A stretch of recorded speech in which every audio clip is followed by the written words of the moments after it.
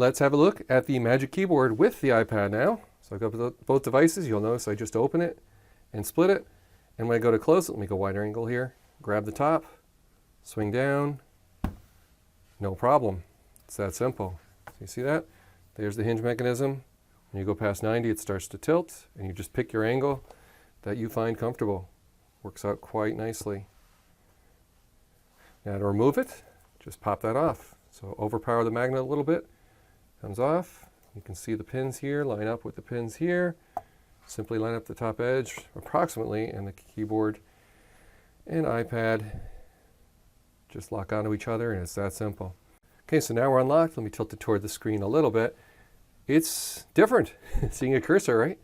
That's a new experience for me. I had not witnessed or used that yet. Now you're still going to reach up and touch the screen. You can do 2 fingers to swipe up and down. And that's how it works. So it's that straightforward. You've got a lot of gestures there. Go back to the home screen.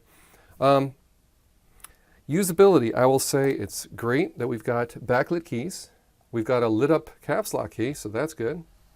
Right there, you can see that. And the backlight is adjustable. So since my mom's machine here will be plugged in most of the time with USB-C right here, I will say that leaving the keyboard backlight on full max was the way to go, and that's right in the settings keyboard, hardware keyboard menu. And then of course typing speed seems fine. And the noise seems fine. Let's try that compared to a nearby Lenovo keyboard. So a very different sound, kind of more tamped down, or kind of a rubber stopper noise. But it works. And again, the camera cutout lining up perfectly, of course.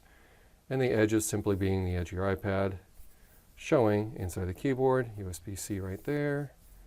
Nothing on this side. It'd be actually nice if it had it on both sides, so you could orient or USB-C to charge the most convenient spot in your desk. Here's USB-C for the iPad itself.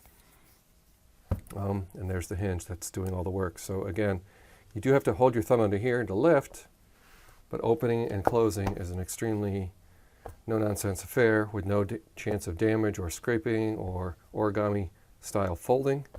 So I think this is going to be a big hit for usability and very nice design.